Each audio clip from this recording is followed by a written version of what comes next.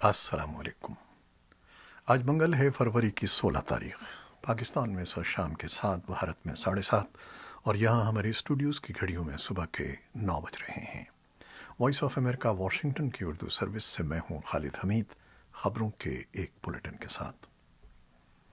अमरीकी ऐवान नुमाइंदगान की speaker Nancy Pelosi ने कहा है कि कांग्रेस अमरीकी कैपिटल पर होने वाली मौलिक बगावत के हम मामले की छानबीन के लिए 11 सितंबर की तर्ज का एक इंडिपेंडेंट कमीशन कायम करेगी।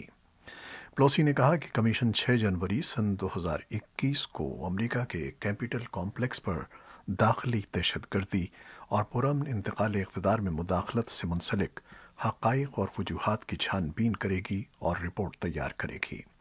स्पीकर ने अपने डेमोक्रेटिक साथियों को एक ख़त में कहा है कि ऐवान कैपिटल की सिक्योरिटी में इजाफे के लिए इजाफी खर्चात का बंदोबस्त करेगा। एक इंडिपेंडेंट कमीशन के लिए 2 जमाती सपोर्ट में इजाफा दिखाई देता है। दोनों जमातों से ताल्लुक़ रखने वाले अरकान कांग्रेस ने इतवार को न्यूज़ शो में गुफ्तगू के दौरान इशारा दिया था कि इस मामले की मज़ीद तहक़ीक़ात भी मुमकिन हो सकती हैं। सेनेट ने हफ्ते को 57 के मुकाबले में 43 वोटों के साथ साबिक़ सदर डोनाल्ड ट्रंप के खिलाफ मुआख़ज़ी की कार्रवाई में उनको बरी कर दिया था। उनके खिलाफ फैसले के लिए दरकार 2/3 वोटों में से 10 वोट कम थे। सेनेट की जानिब से इल्ज़ामात से बरी किए जाने के बावजूद 6 जनवरी को होने वाले हमलों से मुताल्लिक़ बहस ताहाल जारी है। सदर जो बाइडेन ने अपना मनसब संभालते ही इमिग्रेशन के बारे में ट्रंप की सख्तगीर पॉलिसियों को तब्दील करने के लिए मुतअद्दिद इक़दामात किए हैं, मगर अब भी उनकी इंतज़ामिया पनाह के मुतलाशी लोगों के लिए इंतहाई अहम रुकावटें दूर नहीं कर सकी है। व्हाइट हाउस की प्रेस सेक्रेटरी जेन साकी ने अपनी एक हालिया ब्रीफिंग में कहा है कि अभी वक्त नहीं है कि वो मुल्क में आएँ और उनमें से अक्सर लोगों को वापस कर दिया जाएगा। इस तरह अमेरिका के वज़ीर ख़ारजा ने भी 6 फरवरी को अपने एक बयान में कहा था कि ये वाज़ेह होना चाहिए कि बाइडन इंतज़ामिया के इन इक़दामात के ये मानी नहीं हैं कि अमेरिका की सरहदें खुली हैं। एंटनी ब्लिंकन ने कहा कि अगरचे हम ख़ित्ते के लिए कानूनी रास्ते और तहफ़्फ़ुज़ और मौक़े वसी करना चाहते हैं, मगर अमेरिका की सरहदें हैं और क़वानीन हैं जिनकी पाबंदी की जानी चाहिए। म्यांमार में मिलिट्री जनता के खिलाफ वसी पैमाने पर मुजाहरे जारी हैं और मुंतखब हुकूमत को इख्तिदार देने का मुतालबा करने वालों पर पीर के रोज़ सिक्योरिटी फोर्सेस ने बंदूकें तान लीं और लाठियों के साथ उन पर हमला कर दिया ताकि उन्हें मुंतशिर किया जा सके। 1000 से ज़्यादा मुजाहिरीन ने मुल्क के दूसरे बड़े शहर मंडाले में म्यांमार इकनॉमिक बैंक के सामने मुजाहरा किया। दारुल-हुकूमत नेपिधा में मुजाहिरीन ने एक पुलिस स्टेशन के सामने मुजाहरा किया और फौजी कब्जे के खिलाफ एहतजाज करने वाले उन तलबा की फौरी रिहाई का मुतालबा किया जिन्हें पुलिस ने गिरफ्तार कर लिया था। दूसरी जानिब मिलिट्री हुक्काम ने बरतरफ लीडर आंग सान सूची की नज़रबंदी में बुध तक तोसी कर दी है। बुनियादी तौर पर सोची को पीर के रोज़ तक नज़रबंद किया गया था, ताहम सोची के वकील का कहना है कि उनकी नज़रबंदी में बुध तक तोसी कर दी गई है। अक़वाम मुत्तहिदा के सेक्रेटरी जनरल एंटोनियो गुटरेस ने पाबंदियों, सियासी और सिविल सोसाइटी के लीडरों की गिरफ्तारी पर गहरी तशवीश का इजहार किया है। उधर म्यांमार में तैनात अमरीका, कनाडा और यूरोपीय यूनियन के 12 मुल्कों के सफ़ीरों ने मवासलात की बंदिश की मजम्मत की है। मगरबी मुल्कों के अस्करी इत्तेहाद नेटो के सेक्रेटरी जनरल येंस स्टोल्टनबर्ग ने कहा है कि मुनासिब वक्त से पहले अफगानिस्तान में तैनात गैर मुल्की अफवाज का इनखला नहीं किया जाएगा। बेल्जियम के दारुल-हुकूमत ब्रसल्स में पीर को सहाफ़ियों से गुफ्तगू करते हुए नेटो के सरबराह ने मुतनब्बह किया कि गैर मुल्की अफवाज के यकदम इनखला के बाद अफगानिस्तान आलमी दहशतगर्द तंजीमों का महफूज ठिकाना बन सकता है। ताहम स्टोल्टनबर्ग ने वाज़ेह किया कि अफगानिस्तान में हमारी मौजूदगी उनके बकौल मशरूत है और कोई भी इत्तेहादी ज़रूरत से ज़्यादा वहाँ रहना नहीं चाहता। ताहम हम मुनासिब वक्त आने तक अफगानिस्तान से नहीं निकलेंगे। याद रहे कि अमेरिका के मौजूदा सदर जो बाइडन तालिबान के साथ फरवरी सन 2020 में तय पाने वाले माहदे पर नज़रसानी का इंदिया देते हुए ये कह चुके हैं कि वो देखेंगे कि आया तालिबान तशद्दुद में कमी के अपने वादे की पासदारी कर रहे हैं या नहीं। دوسری جانب طالبان نے خبردار کیا ہے کہ اگر 29 فروری سن 2020 کو ہونے والا معاہدہ منسوخ کیا گیا تو یہ اقدام افغانستان میں جاری 20 سالہ جنگ میں خطرناک حد تک اضافے کا باعث بن سکتا ہے۔ طالبان کے نائب سربراہ برائے سیاسی امور اور دوحہ میں طالبان وفد کے سربراہ ملا عبدالغنی برادر نے امریکی عوام کے نام ایک کھلے خط میں امریکہ اور طالبان کے درمیان طے پانے والے معاہدے پر عمل درآمد پر زور دیا ہے اور کہا ہے کہ طالبان خود اس معاہدے پر کاربند ہیں۔ یہ خط طالبان کی ویب سائٹ پر شائع کیا گیا ہے۔ خط میں امریکی عوام کو یقین دلایا گیا ہے کہ انٹرا افغان مذاکرات میں افہام و تفہیم حاصل کر لی جائے گی۔ خط میں مزید کہا گیا ہے کہ طالبان اسلامی شریعت کے مطابق خواتین کے حقوق کے تحفظ کے لیے پرعزم ہیں اور اسلامی اقدار اور ملکی مفادات کے مطابق میڈیا کی آزادی پر یقین رکھتے ہیں۔ طالبان کا کہنا تھا کہ وہ افغان شہریوں میں تفریق پر یقین نہیں رکھتے۔ انہوں نے مزید کہا کہ وہ ملک سے منشیات کا خاتمہ کر دیں گے، جیسا کہ بقول ان کے انہوں نے اپنے سابقہ دور اقتدار میں کیا تھا۔ کابل سے ملنے والی اطلاعات کے مطابق افغانستان کے صوبے ننگرہار کے دارالحکومت جلال آباد میں منگل کی صبح 2 علیحدہ حملوں میں ایک ڈاکٹر سمیت 4 افراد ہلاک ہو گئے ہیں۔ صوبائی عہدیداروں کا کہنا ہے کہ مسلح افراد نے جلال آباد کے پولیس کے ضلع 3 میں پولیس رینجرز پر فائرنگ کر دی، جس میں ایک پولیس والا ہلاک اور 2 دیگر زخمی ہو گئے۔ 3 دوسرے افراد جن میں ایک ڈاکٹر بھی شامل ہے پولیس ضلع 4 میں ایک دوسرے حملے میں ہلاک ہوئے۔ صوبائی عہدیداروں کا کہنا تھا کہ مسلح افراد نے ڈاکٹر مہین کی کار پر فائرنگ کر کے انہیں ہلاک کر دیا۔ ان کے 2 محافظ بھی مارے گئے۔ کسی گروپ نے ان حملوں کی ذمہ داری قبول نہیں کی ہے۔ ادھر افغان وزارت دفاع نے کہا ہے کہ طالبان کے پرتشدد حملوں میں شدت پیدا ہوئی ہے، تاہم طالبان کو جوابی حملوں میں شدید نقصان اٹھانا پڑا ہے۔ وزارت کے نائب ترجمان فواد امان نے وائس آف امریکہ کو بتایا ہے کہ گزشتہ 2 ماہ کے دوران افغان فوج نے طالبان پوزیشنوں پر پیش قدمی کی ہے اور انہیں شکست دی ہے۔ نائب ترجمان کے مطابق افغان فوج نے گزشتہ 24 گھنٹوں کے دوران 21 صوبوں میں طالبان کے خلاف کارروائیاں کی ہیں۔ امریکی اخبار نیو یارک ٹائمز نے خبر دی ہے کہ طالبان نے نئی امریکی انتظامیہ پر دباؤ ڈالنے کے لیے متعدد دارالحکومتوں پر قبضہ کرنے کی منصوبہ بندی کی ہے۔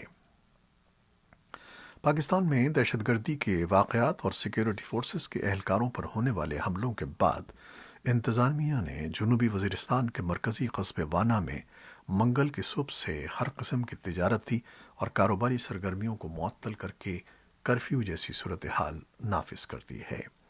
وانا بازار کو بند کر کے مشتبہ عسکریت پسندوں کی گرفتاری کے لیے سرچ آپریشن شروع کر دیا گیا ہے، تاہم ابھی تک ہونے والی کارروائیوں میں گرفتاری کے بارے میں کوئی تفصیلات سامنے نہیں آئی ہیں۔ پاکستان کے وزیر داخلہ نے اعلان کیا ہے کہ حزب اختلاف کی جماعت مسلم لیگ نون کے قائد نواز شریف کے پاسپورٹ کی تجدید نہیں کی جائے گی، جس کے بعد سابق وزیر اعظم کی سفری دستاویزات کی میعاد منگل کی رات ختم ہو جائے گی۔ سابق وزیر اعظم نواز شریف علاج کی غرض سے لندن میں قیام پذیر ہیں اور پاکستان کی حکومت نے انہیں وطن واپس لانے کے لیے انٹرپول اور برطانوی حکومت کو خط بھی ارسال کر رکھے ہیں۔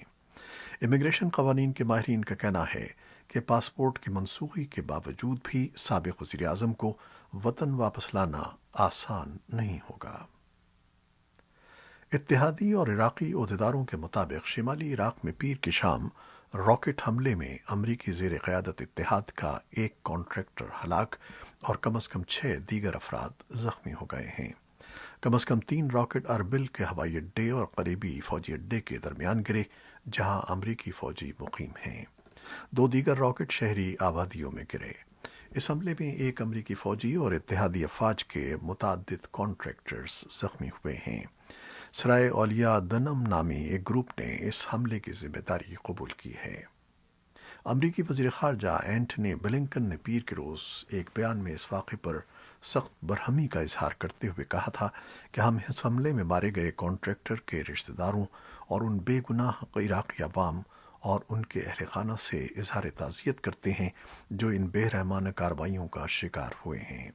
انہوں نے مزید کہا کہ انہوں نے کردستان ریجنل گورنمنٹ کے وزیر اعظم مسرور بارزانی سے اس واقعے کے حوالے سے بات کی ہے اور اس واقعے کی باقاعدہ تحقیقات اور ذمہ داروں کو کیفر کردار تک پہنچانے کے لیے حمایت کا اظہار کیا ہے۔ بارزانی نے اپنے ٹویٹر پیغام میں کہا کہ انہوں نے بلنکن کے ساتھ اس بزدلانہ حملے کے بارے میں بات کی ہے اور یہ کہ دونوں فریق تحقیقات کے دوران قریبی رابطہ رکھیں گے۔ ترک صدر رجب طیب اردوان نے شمالی عراق میں 13 اغوا شدہ ترکوں کی اموات کے سلسلے میں نیٹو کے اتحادی ملک امریکہ پر دہشت گردوں کی سپورٹ کرنے کا الزام عائد کیا ہے۔ انہوں نے ان ہلاکتوں کے بارے میں، جس کا الزام انقرہ کرد عسکریت پسندوں پر عائد کرتا ہے، امریکہ کے ایک بیان کو مذاق قرار دیا ہے۔